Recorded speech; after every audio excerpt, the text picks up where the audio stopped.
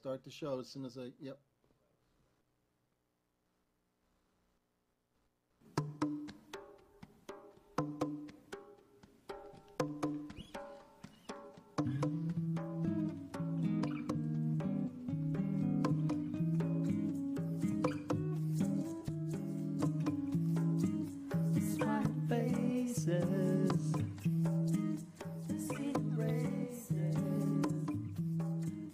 Hey, the clock on the wall says it's 5 o'clock. Just noticed that. I didn't see the clock. That's on the Rodney, wall. my man over here. It's one of those old school clocks. Yeah. It's like got hands. Actually, that's the one that was in our studio. Oh. That was the one that was in the Now it's in the right new over studio. the door. Now it's in this studio. But it is 5 o'clock and it's Tuesday, and you are in the green room, and it's panjradio.com.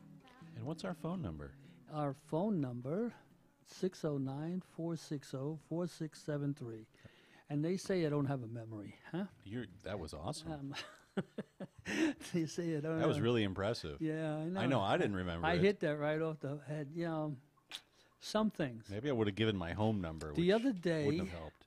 What happened? What happened the other day? The other day, we went to see the gallery Okay. of Lawrence Schiller, Right. and we took.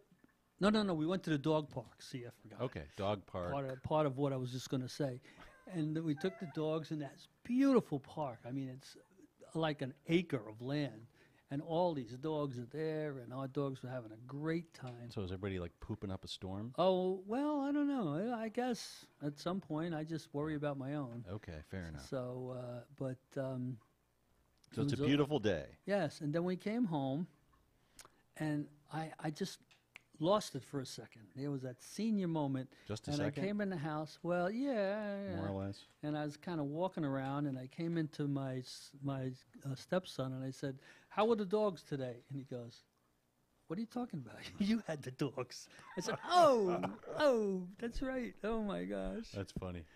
that's sometimes happening." Not very memorable, apparently. Very nice. Well, anyway, we have a good show today, and really something that should motivate everybody, and something that everybody talks about is getting jobs and finding something valuable in their life, and we have someone who covers all of that. Wow. We have That's Mr. impressive. Ed Samuels. Yeah. Mr. Ed Samuels. Welcome to the that's- show, Ed. Hey, thank you. Thanks for having me. It's a pleasure. Senior Executive Career and Life Coach, Branding and LinkedIn Advisor, Motivation Speaker, Career Director, Assessment Team Leader, and Crown Financial Ministries Outreach Leader. Wow. And that's just some of it. And that's just Th- right now. That's only some of it. There's a whole mess more here. Radio host and so many other Really? things. Yeah. Radio host? Mhm. Awesome. For an AM radio station. Wow. That's our next Like- step, bro. It's like legit. None of this underground internet stuff. No. Wow. Yeah. That's cool. So, what's going on in your world? Well, just about everything. Yeah. Start at the beginning, Ed. They start at the beginning. Oh my goodness. Well, so you're talking to somebody that lives two lives. Uh-huh. I spend half my 35 hours a week as a career coach, and I spend the other half doing ministry work in biblical stewardship.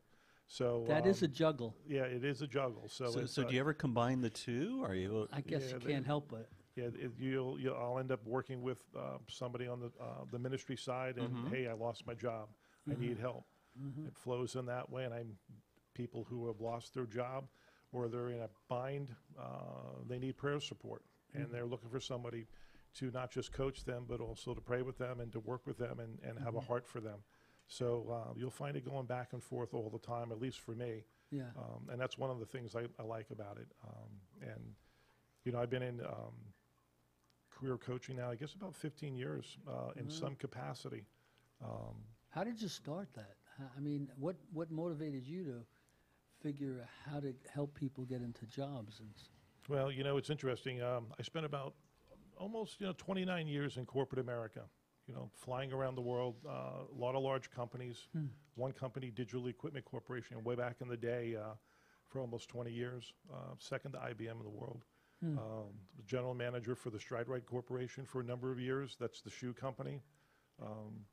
Worked for a competitor, SAP, which gave me a lot of my global experience, called QAD. They're based in California, but they have a major operation in Mount Laurel, New Jersey.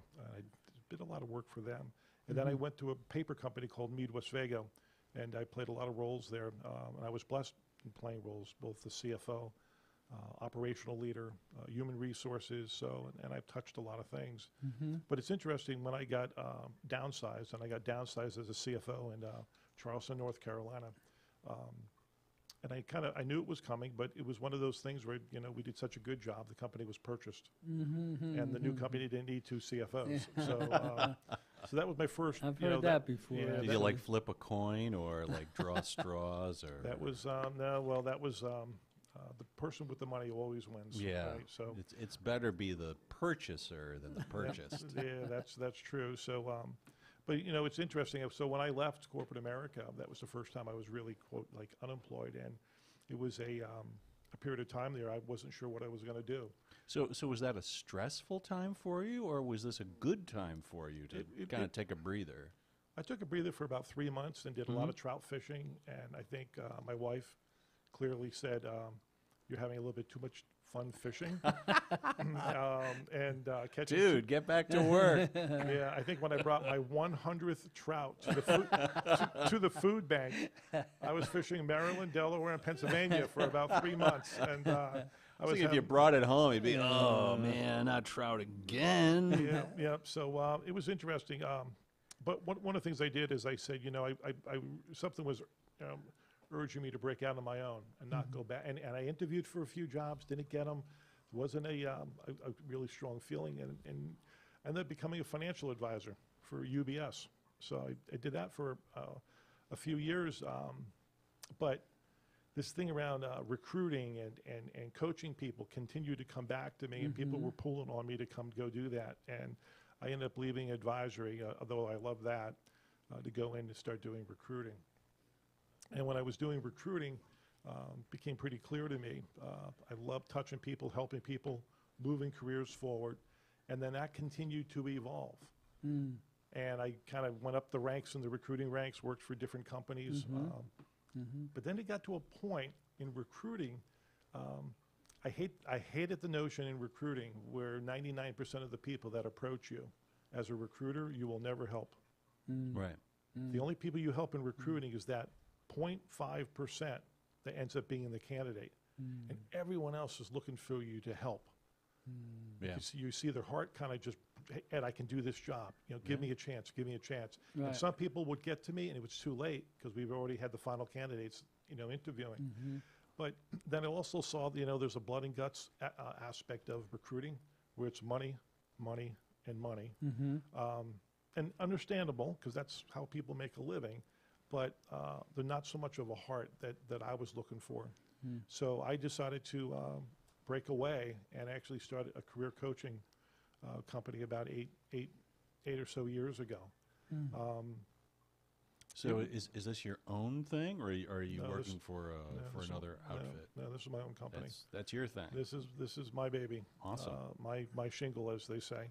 And How do you start something like that? How do you get people to know that you're available to help? Through the ministry? Because you're a no, minister. the ministry hadn't even started then. Oh, okay. We were kind of trying to find our way from a different way that we were raising our kids and what we were believing in to more of a Bible-based ministry during that time. And I remember my wife and I, we were in that search, to do just that. And so, and again, this was just about when I was forming the company. I remember picking up Rick Warren's book, Purpose-Driven Life. And I remember opening that book. And this is just about the time I got laid off and I was, became a financial advisor. I remember opening that book And I was so excited because I purchased it. It was the hot thing on the market, and I purchased that book, and I sat down and I said, oh, this is great. Okay, here we go. And I filled out the first page, name and address. Then I filled out the second page, what are your hobbies? Then the third page was, what's your purpose? And I said, and I That's a stared, big and I, one. and I, and I, and I, That's a big and one. I That wasn't so fast. and I stared at that page for an hour. Sure, Right. sure. And you know what I did? I shut the book and I put it back on the shelf, and I never touched it since. Really? Did you go fishing? And Did you go, did you go fishing? something I was thinking about when I was fishing. Yeah. But even at that point, 45, 46, no idea what my purpose was. So when I started getting into recruiting and I started seeing people's careers and how they're managing them or not managing them, what people were looking for, helping people, some way, everybody that steps forward, helping them some way, a little way, big way, medium way, was something really important to me. So I founded the company based on that principle. The other thing we were doing at the same time, my wife and I, we were trying to find what our real Christian values were at the time. And we were pretty much lost, and I was pretty broken on a lot of ways on a financial standpoint. Did a lot of things crazy. I made a ton of money, and I spent more money than I ever made. Or I spent it as fast as I made it. I And hear made, that. made a lot of mistakes with money. So now I have this company, and it's starting off, and to answer your question, it's hard to start a company. That's why most don't make Oh, it. absolutely, yeah. It's hard. You have to, I go and I take all my money from my 401k.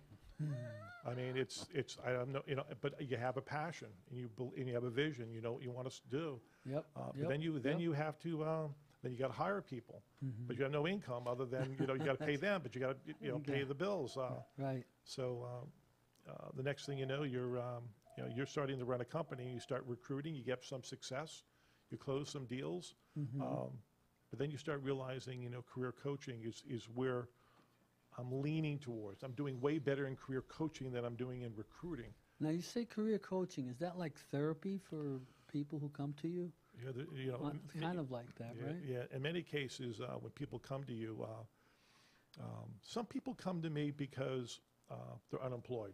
Some people come to me because they've been unemployed for 2 years. Some people 3 years.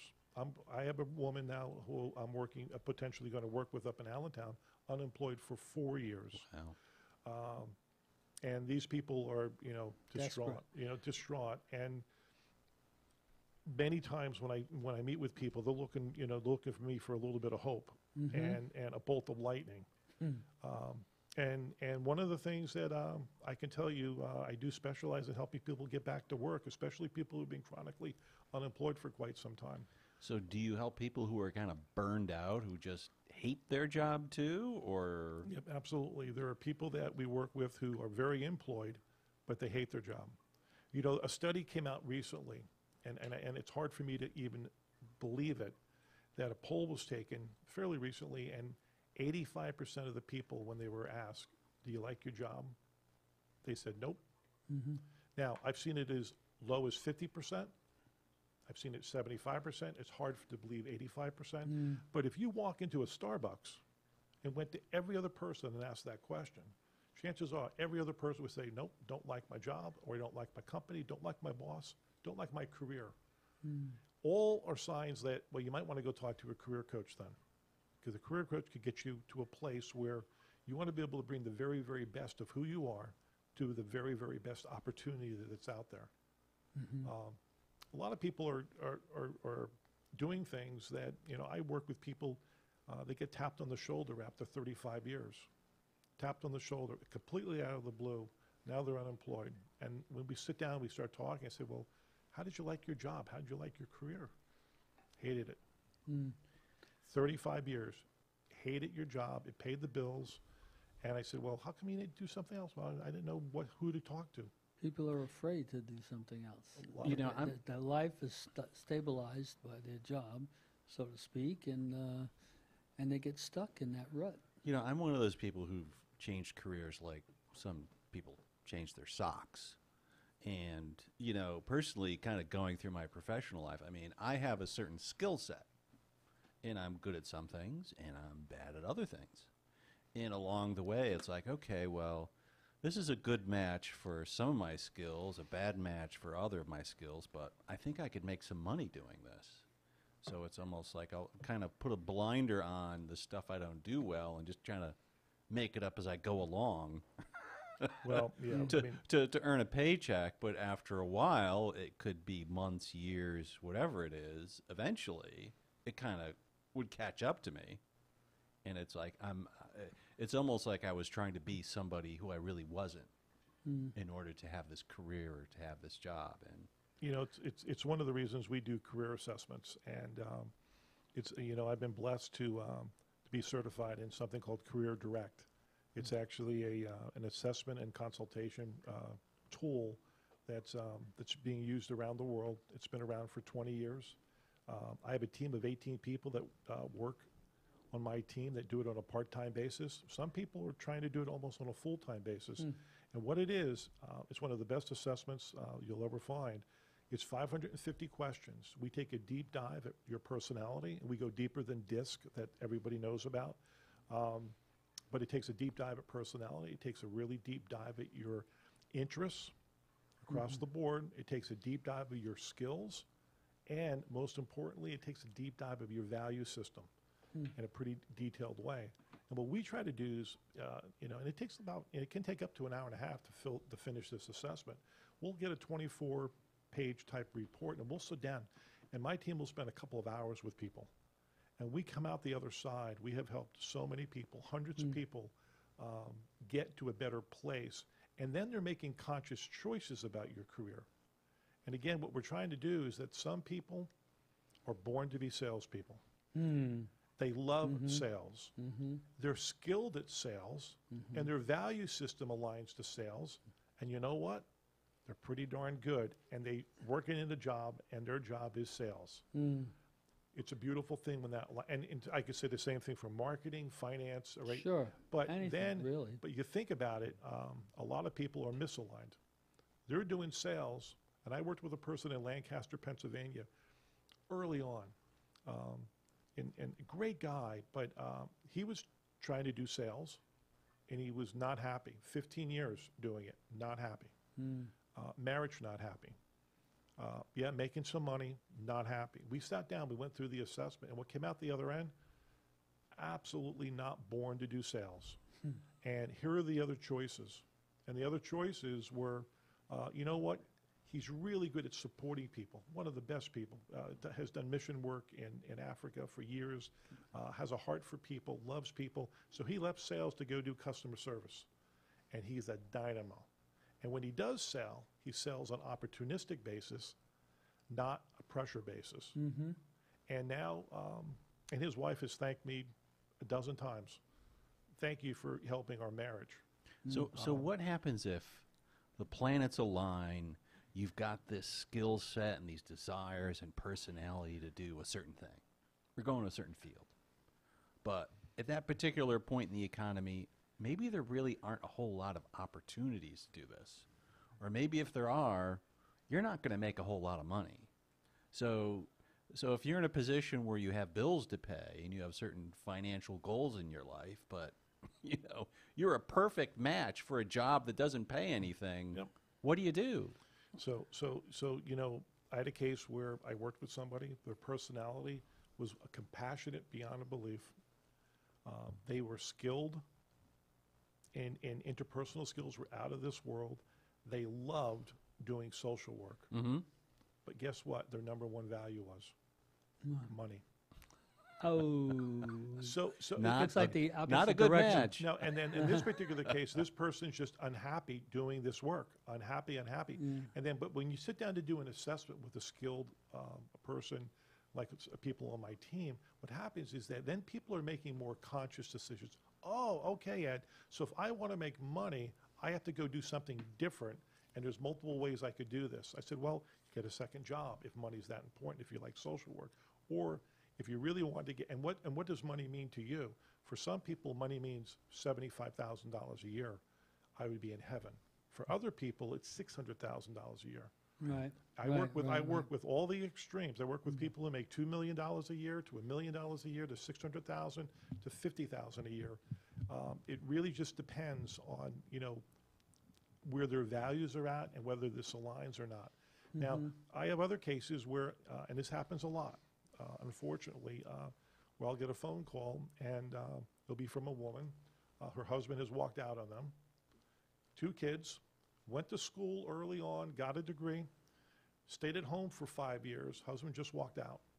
Their finances are in chaos because she didn't even do the finances. She has no income. She comes to me and she says, Ed, help me get to work. And that example, they couldn't care less whether their personality or anything's aligned Right. to anything. Right. Their whole right, goal is right. to take care of those kids, and they're going to get a job doing anything. And then I say to them, that's a short-term plan. Long-term, let's go here first, and then let's go to stage 2, stage 3, and I'm going to help you along the way. So everybody's situation is a little bit different depending on what's being thrown at them. But for a lot of people, they have all the choices in the world to make career changes, and they do. I've helped hundreds and hundreds and hundreds of people, do something that makes a lot of sense. I've helped other people change careers dramatically because it made a lot of sense. I had a CFO for a Fortune 500 company I worked with, I guess a year and a half ago, and he wanted to do the assessment with me. He's a CFO, very successful, very well-known name company. You would know it immediately. 20-some years. And he wanted to go through this career assessment because he did not want to end up 20 years from now looking back in his career and his life saying, did I pick the wrong thing? Did I do the wrong thing? Was I born to do something else, or am I supposed to be a CFO?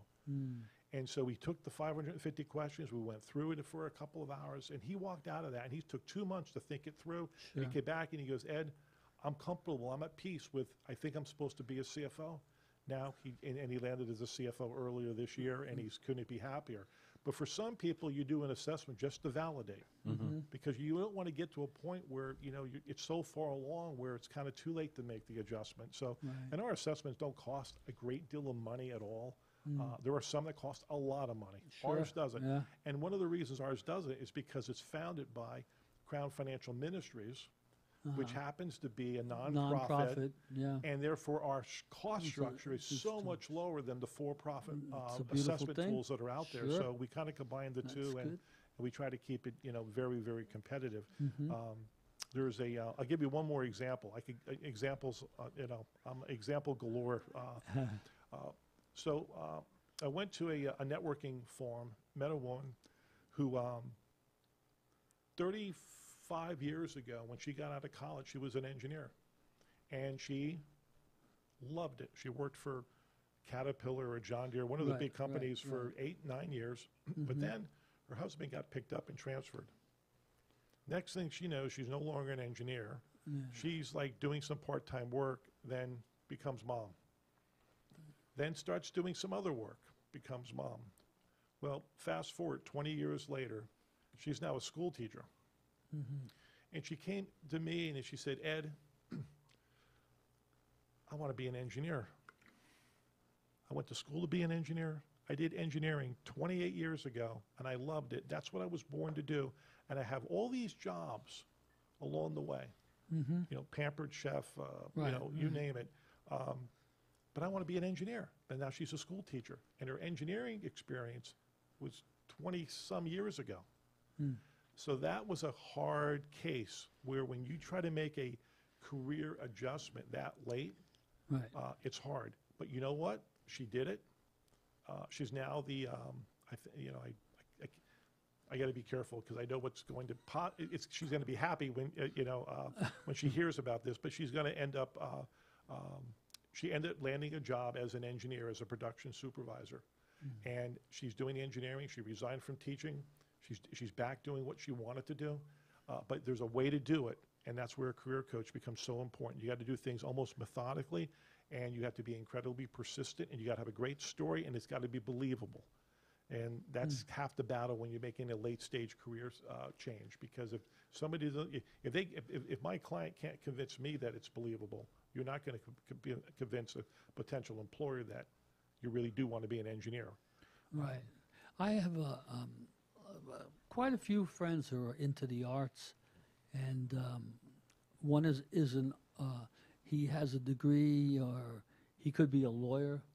He could be an engineer. I think he has 2 degrees in those things. He wants to be an artist. You know, he's an art. All he does is artwork. He won't go to. Just recently, he decided to be a paraprofessional. You know, I mean, he's right there, right at the border of going on the board. You know, taking his boards, and for him, it's been a really rough road just to make that break away from the thing that he really loves, and he's incredible doing it. You know. And, you know, it's like, it's in the arts, it's always that way. It's you know. tough. Musicians, Yep. you know, want to be musicians. It's just a thing that, do you sacrifice what you really love to get by?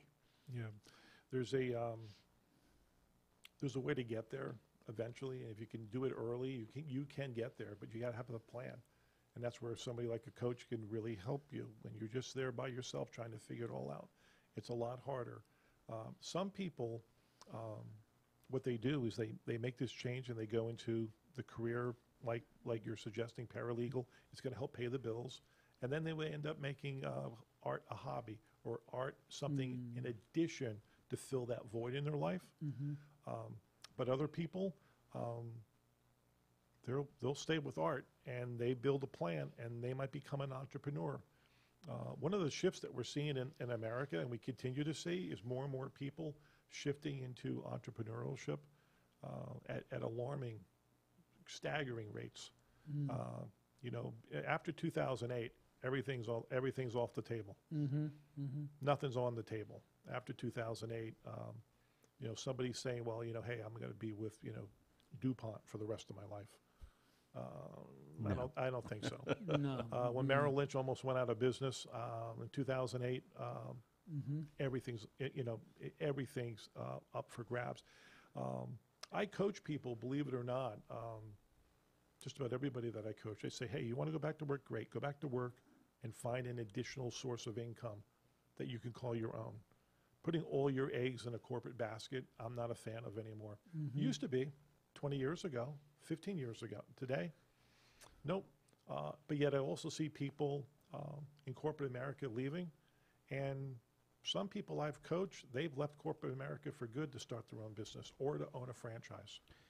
You know, I went to law school in the early 90s in Springfield, Mass. I lived outside Hartford, Connecticut, where there's a lot of insurance companies, or there used to be anyways. And a lot of my classmates were either laid off from insurance companies, or they kind of saw the writing on the wall and were afraid they were going to get laid off. And there were some people working for United Technologies Corporation, another big company that, you know, didn't have a problem with cutting loose all kinds of people. And that drove a lot of people, you know, to further their education and go to law school. I mean, I assume most of them want to be lawyers. I know one guy who managed a chemical plant, and that's what he planned on doing after getting his law degree. He was going to be a manager in management for this chemical company. But, you know, it's not just changing careers. I think a lot of people go back to school, you know, because of career changes. Yep, that happens a lot. Yeah. And I think with online education, it's never been easier to do that. Yeah, absolutely. There's I worked with somebody who, you talking about insurance company, I worked with somebody, I coached somebody a few years back, maybe 3 years ago, VP of strategy for a very large insurance company. They went through the assessment, and what came out the other side was, you know what, I'm going to explore a franchise. So they went from somebody making a great deal of money, VP, multi-billion-dollar company, to buying a franchise business in North Carolina. Somebody was selling, and it was for painting. So now, Like you know, painting houses? painting houses. So you bought a franchise from somebody selling a business. So you're going from VP of corporate strategy to dealing with painting contractors in North Carolina. That's a big change. And if you talk to him today, he would say, "Hey, I'm having the time of my life," but I would tell you that it's had good days are really good, and the bad days, I'm saying it was pretty good money at VP of strategy. But but again, he's aligning who he is and what his passions are. to this new career of his. That's cool. We have to take a short break, but we shall be back with more of Ed Samuel, and we're going to learn some more about how to get ourselves together and what it takes to do that. So we'll be right back. Let's see here. It stopped working. Oh, my God. How many times has this happened? Oh, it never happens. Never happened. What are you talking about? Why you think? Maybe the on button. You The try the on button? Yeah, the on button. Well, we might not have a break. Let's see. I warned you about that. Yeah, that's the voice of Rob. It's the Oh, voice. it was off. This thing is no good. What? No good. But there we go. Shazam. If I had a nickel for every time that's happened. Anyway, we'll be back with more. Stay tuned, folks.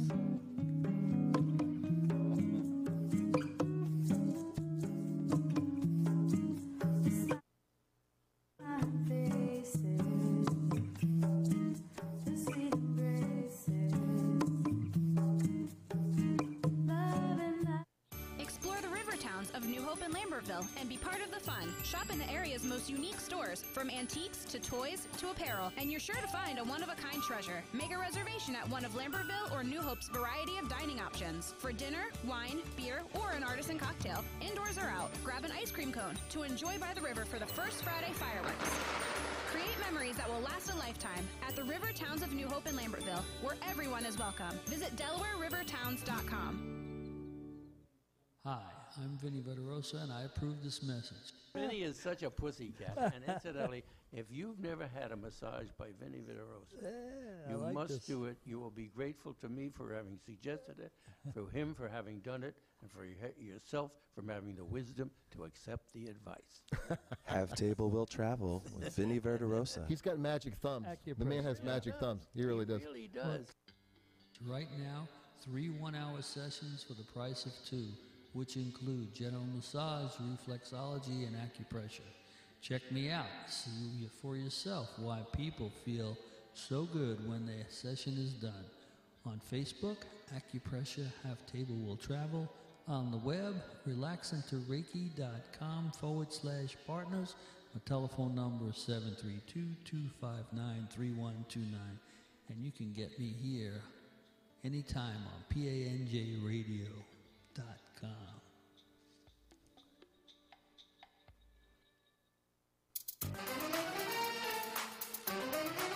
Hey, I'm Deirdre Anderson with Delish Catering, And I'm Laura Mangone from Chambers Walk Cafe and Catering. and we'd like you to join us on Food for Thought, where what do we talk about, Laura? We talk about restaurants, we talk about Pet recipes, peeves, pet food. peeves, bitchy hostesses, All sorts of food-related items. all sorts of Tune food in. stuff, and sometimes not so much food stuff. We go off on segues, but we have a lot of fun, don't we? Absolutely. So join us on Food for Thought. PANJradio.com, 1 o'clock weekdays.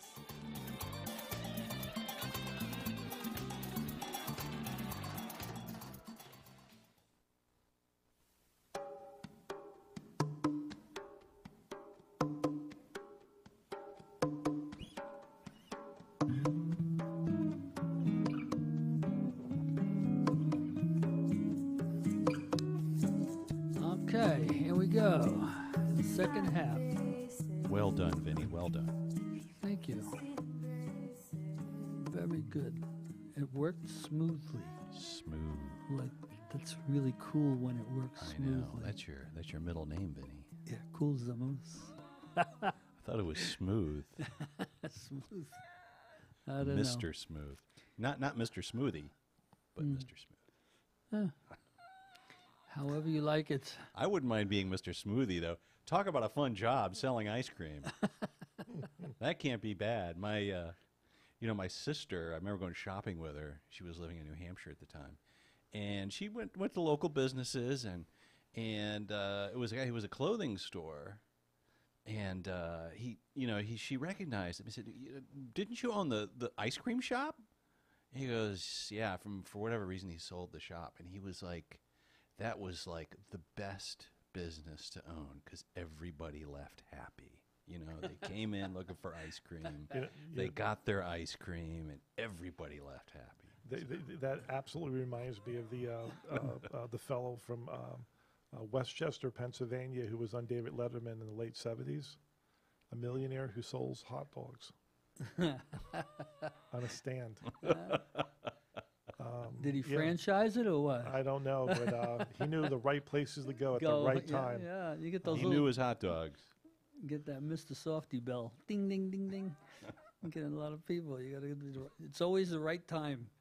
Timing is everything. Of course, there's in Times Square. There's the famous naked cowboy, who is actually a guy who wears like really short shorts, and you know he's got a I think I've guitar seen and that. Yeah, and a cowboy hat. Wasn't that on But White? he's actually franchised that, so there are naked cowboys throughout the United States. So he's Semi-naked. making money not only through the donations that he gets when he poses with people in Times Square, but he gets a cut of everybody else. So Yeah, I haven't proposed him as a career choice. Not yet, huh? Not yet. perfect job for you, Vinny. Oh, I Naked think so. cowboy. Oh yeah, I love the horses. You play the guitar, don't you? Yes, I play Well, the there you guitar. go. Yeah. I got cowboy hats too. Sweet. We're You, almost you there. could you could be Lambertville's version. And when I was a kid, I have so many pictures of me on a pony. Oh, See that? did you have clothes on? Yeah. Oh, well, that's Yeah. good. I had all the attire. Okay, sweet. Getting serious or delirious, I don't know. The how many jobs are there compared to the job people going for jobs? You know, it's a amazing. The average number of applicants per job in the U.S.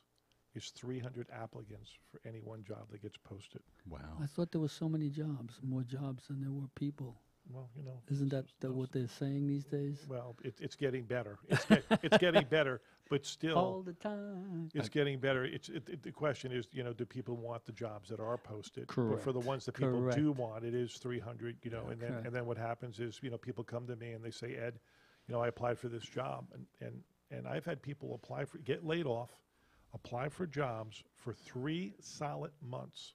Mm-hmm. They sat at their computer at home, Monday through Friday for 3 months, did not get one That's phone me. call. Did not get one phone Yeah, call. that's a waste of time. That's me. Now, a couple of Well, I things. got hundreds of phone calls from Oh. people who want to get me jobs that never came through. Right. Well, I mean, the- I'll get 5 phone calls while we're sitting here from a jobs saying, "Oh, we got the job for you, $1,500 a week." Yeah, yeah, well, there's a lot of those too. So, yes. but you know, one of the reasons you need a career coach is to kind of, you know, how do you combat that? Now, I had the pleasure of spending a couple years out in Arizona working for a pretty large medical device company, and during that time, we would post a job, and we would literally get 100 to 150 applicants within 1 week. We'd have to shut it down Right. because if you kept it open by mistake, 300, 400, 500 people, and everybody who applies for that job think that they got a shot, and there's hope. So you have to be, you know, so companies, they don't manage it well. They actually create, you know, a level of distrust almost with the community when they're applying for jobs, because it's like, well, but you know, the cards are against everybody, because again, even in corporations, hey, we have 2 job openings. We post we post the requisition on the internet. You get 300, you know, people who apply. Right. Companies don't even have the time to send them a note back saying why. Right. It's just, we found other candidates, thanks for applying. You know, all they get is a computer note. And most of the time, for a lot of companies, they won't even get a computer note. Right. They just applied, and that's what's known as the infamous black hole Right. of the job search. So one of the things that we do in career coaching is we help people navigate through that. How do you get there? And one of the ways you get there is through networking. 75% of every job in the U.S. are filled because of networking. At that particular company that I worked for, That's a very good thing, you know, networking. Yeah. believe it or not, when we post a position, 52% of the time, we knew who we were going to hire before we even posted the position, or at least interview. So we would post the position, and we had kind of like the short sheet. We would go to the short sheet first, call these people up. Oh, could you go online and apply? But that's after 100 people outside of the short sheet applied. Could you apply because we want to bring you in for the interview? 52% of those people we would hire. So, and that's because of networking. They took the time to network themselves into the company. And that's why networking is so important to build relationships, because that person in the recruiting team or in HR flipping through resumes, they literally don't have the time. Right. You know, Right. so, and then some HR departments do really what I would consider bonehead decisions, and they say, well, you know, we're going to keep our costs down, and we're going to give one recruiter, you know, 45 jobs to fill. One recruiter couldn't even fill 12 jobs, let alone 45. And it's really sad because then those jobs go unfilled, and the business suffers, but yet somebody in HR is thinking they're saving money when in fact they're doing just the opposite. So, but all that being said, for the average person who's trying to apply for a job, it's kind of like the system is built against them. So networking is the key to get into those companies and get to people. And You know, build. I think with those infamous online resume black holes, you know, they're essentially search engines. So really the best to get a shot, you know, at getting an interview or at least getting a callback is essentially doing like search engine optimization for your resume and not necessarily writing down what you think is really good about you, but essentially taking the language that you see in the job ad and sticking it in your resume, or trying to use language that might appeal to a software program that is going to be screening these resumes.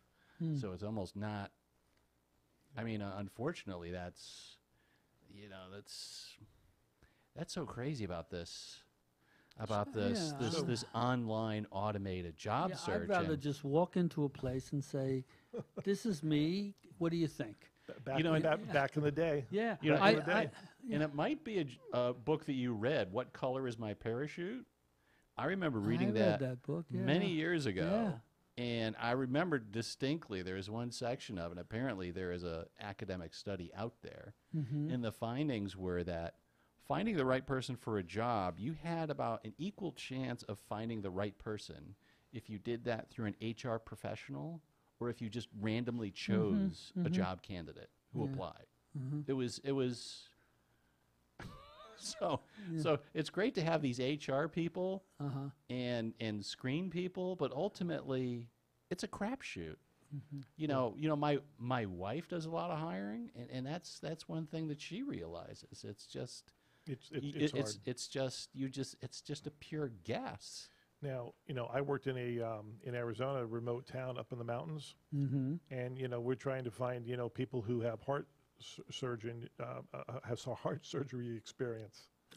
So it's kind of like you're trying to find surgeons who are qualified, but then the second challenge is then you got to and you have the right salary and it's competitive, but then you have to convince them to come to the mountains to live. Right. And so you have all kinds of different challenges depending on location as well. And then unfortunately, companies end up picking up and moving because they can't Sustain themselves. They can't Exactly. sustain themselves long term to grow. And then you find out, well, why did this company move from this city to this city? Well- because they're going to get more employees. You know, I used to live in Connecticut. I lived there most of my life. And General Electric's headquarters was in Fairfield, Connecticut. Huge employer, one of the biggest, most important employers in Connecticut.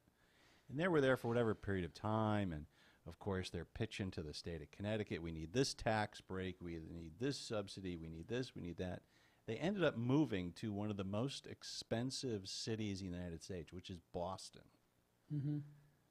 And just to basically, I think, more to improve their image and also to attract people who would rather live in Boston than live in Western Connecticut. Right. So, I mean, there was a lot of talk of, cutting GE's costs and try to keep the company in Connecticut and tax base, but it all came down to that. I don't think that was really as much a big deal for General Electric. It was getting the right people. Sure. There's that just prompted me to say that there's another group of people that we work with a lot. I work with a lot.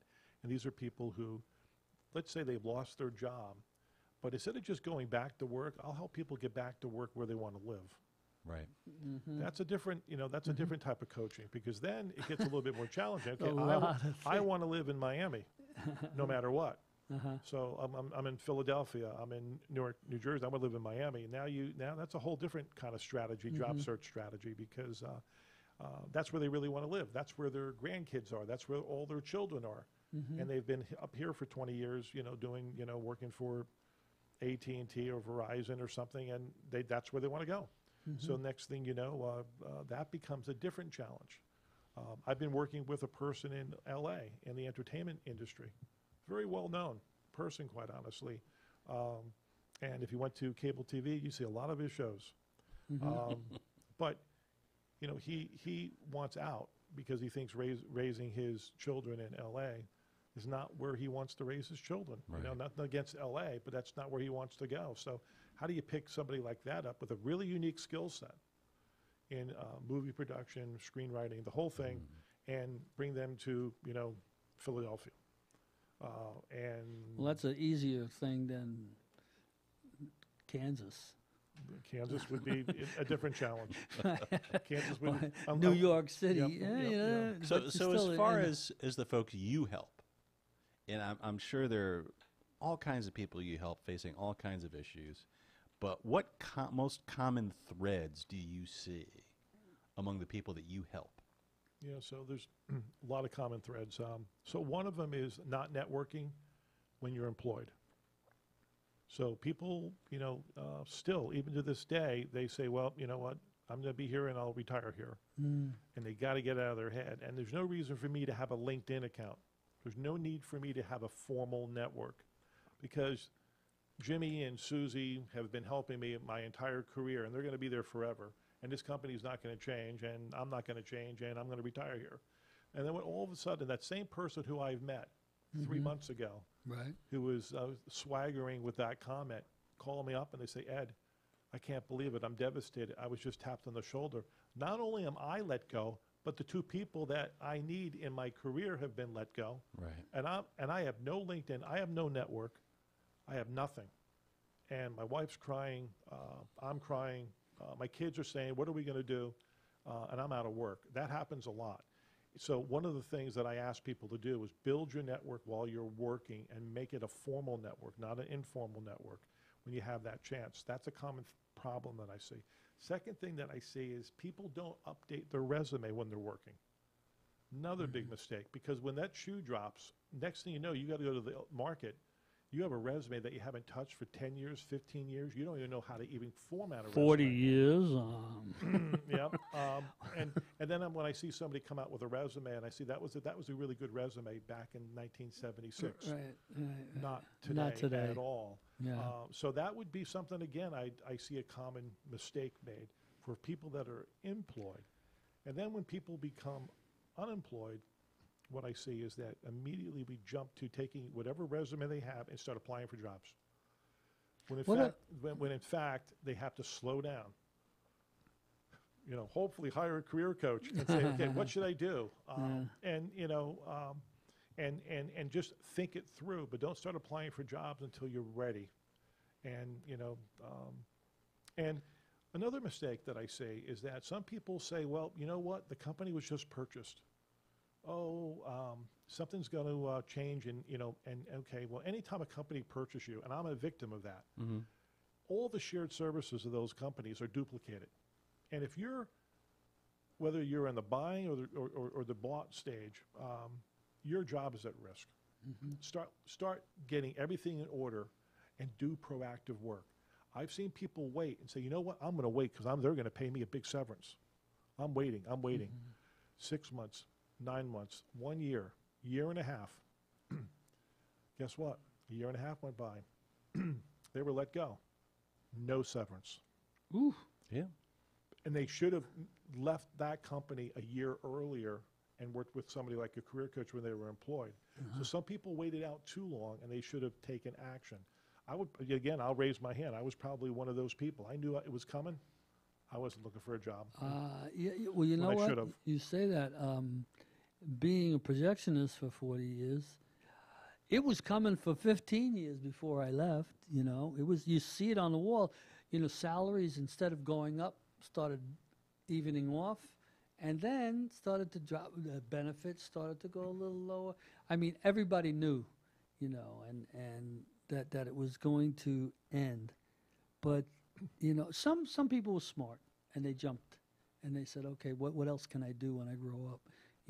I waited until it was too late, and I just got out of it. But what happens with? Do you get many people that are like retired or semi-retired and then come in and say, I need to make ends meet, and it's not enough Social Security and whatever? Sure. So at one point I was worried, people get worried, hey, I'm over 50 and I never get a job again. That's kind of going by the wayside. I'm over 60, I got to get a job again. I've helped a lot of people land jobs over 60, and they wanted to go back to work. I would say half wanted to continue working, the other half had to continue working. Right. And then most recently I helped a person get back to work. He contacted me. I met him at an executive networking forum, and I helped him over a 6-month period. And I said, John, the only thing I ask is you have to do exactly what I asked you to do. Because if you don't hire me. Because if you only do 10% what I asked you to do, I'm not going to guarantee, I'm not going to help guarantee any results. But if you do everything I asked you to do, it could go well. He did, and he landed a job at 77 years old. As yes. Environmental health and safety manager outside of Baltimore in the D.C. area for one of the largest membership organizations. And if you go to my website, you're going to see his testimony, 4-minute testimony on YouTube about his journey.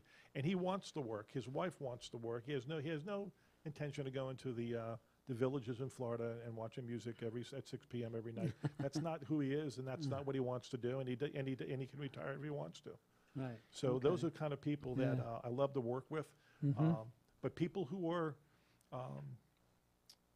semi-retired, they come to me too and say, Ed, what else is there? I worked with one person who, VP of sales for a very large corporation in the region, made a lot of money, retired.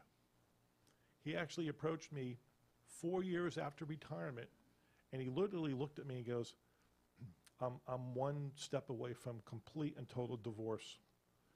I went 40 years, didn't spend time with my wife because I was flying around doing all my things at work. She had her life, and that fact that we're together all day long, it got to a point where I got to get back to work. So he actually took one of our assessments, and now he's a very successful realtor, and their marriage was back humming again. So that's cool. So that happens.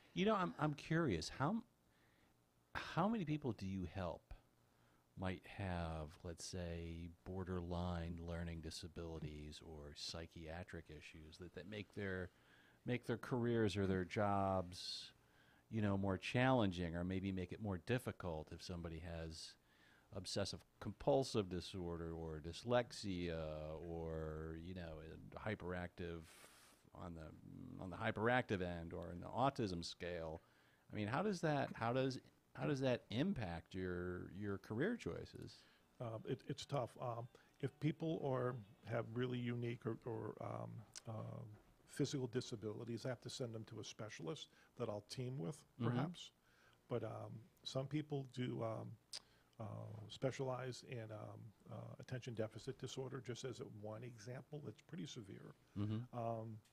But she's certified in it. I'm not.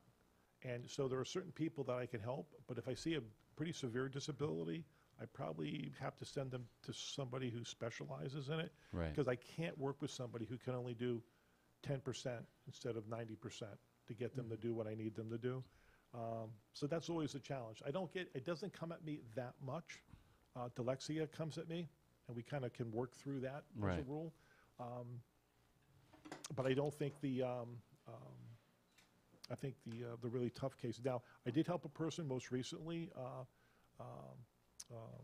a veteran, and he had lost his leg in Iraq during the war, and and he met with me, and I said, let's go through this assessment. We went through the whole thing, and what do you want to do? He wanted to be a policeman with one leg. Okay. And he spent 5 years trying to become a policeman, and it's just not working out. So there are some times, there's a case with a physical disability, is challenging a person, even though they're passionate. I want to be a police, and he got right to the final every single time. Oh, we found another candidate. Sorry, and then so to make a long story short, after going through the assessment, this is a really bright guy. I mean, really sharp individual. He could do a lot of things. He just ended up landing a really good job at Vanguard, and his salary went from minimal to substantial. And now he's going to be using all his skills. Not that he couldn't have been a good policeman, but that's why you work with a career coach. You build people up for the pieces that they don't think they can do or they're not sure of. But sometimes sometimes it can be a challenge when it comes to physical handicaps.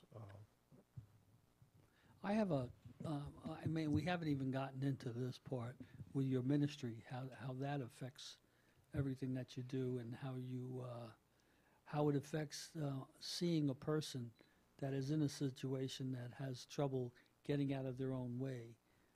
Does your ministry, your knowledge about yourself, help them in that way?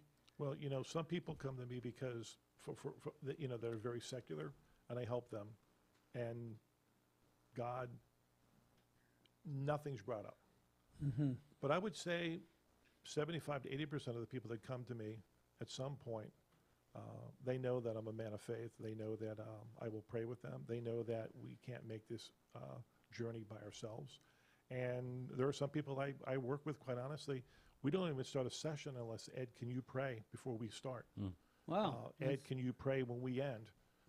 And when I go on the offense for my clients, I pray before I make any phone call to those potential employers, and hopefully people see my heart, that I'm the real deal, and I'm not taking religion and hitting people on the head or anything like that. That's not what I'm talking about. I'm just talking about treating people with love, with kindness, with compassion. That's religion. That's truth. But without saying I am this or I am that. But I'm not the guy to come to if you want to sit around and complain. And there's there are coaches that like to do that. I'm not one of them. Some people, I guess, it will bother because I'm not being maybe as sympathetic as I could be or empathetic as I could be. But I'm also like, tough okay, love. Hey, you know what? Let's suck it up. No one said it's going to be easy, and there's a reason, and I believe there's a reason for everything. Even when people lose their jobs, I look at people and I say there's a reason for everything. And because I'm a man of faith, I don't put as much power into the person who makes a decision to lay you off or you off. A lot of people do. Oh, Jimmy, I can't stand him. He made a decision to lay me off. I believe that if the good Lord wanted you to stay in that company, you'd be still at that company working. Don't give the people who lay you off that much power. They don't have that power. For me, only the good Lord has that power. And if the good Lord didn't want you to be moving on to a different challenge, a different journey in your life, you'd still be there at the company. And I always remind people that I'm not one to give that much credit to quote my ex-boss. Not at all. That's cool. That's very, very... very refreshing, because it really, I think more people have to understand that there's a flow going on in our lives. And possibly, if it's not meant to be, or it's like we don't know where we're going. We just kind of go with the grace, go with that power that keeps us alive. And wherever that takes us, we have to accept it, accept, okay, I'm here. I got thrown out. Here I go, and it's kind of a freeing experience. But speaking of freeing, we're gonna have to stop end the show. Actually, can you give some of us information on your website? Yeah, absolutely. I mean, it might take another half hour. I mean, no. I'll tell you this now. No. Go to the website is www.samnovainc.com. That's SAMNOVAINC.com. So that would be one way. Call us at 610-274-8214. That's another way. Or do hashtag Optimizing Careers, all one word, hashtag Optimizing Careers. You'll find me on Twitter. You'll find me on LinkedIn. I'm one of the top searches in the U.S. On career coaches. So you type in, career coach. Just go to Google, put Ed Samuel, career coach. You'll see me come right up to the top of the Google page and click there, and you can find me there. Cool. Our website has a lot of information on it. I encourage you to go there. The first question we ask everybody who goes to the website is, do you want to optimize your career? Press this button, click on it, and there's going to be a series of questions. And if you answer yes to any of those questions, you probably should give me a call, and we'll help you in anything that any way that we can. And what's that web address again? www.samnovainc.com, samnovainc.com. Excellent. This hugely helpful. There's a lot of people who are looking for jobs or better jobs or just a change in their lives, and it can be kind of overwhelming and confusing. And I think when you're in that position, it can be really depressing. And you're in a rut and you need to get out of it. And people need all the help they can get. Love to do it, and thanks so much for having me here today. Thank you so much for Thank being you. here. And we'll very impressive show here. We've got a lot of Another one. We information. got another good one in the Oh books. my gosh, we're doing so good. We're on a roll. Yes, Rodney, take care, buddy. See you next week. Thank you again, Ed. Thank you. And we'll see you next week. Peace to you.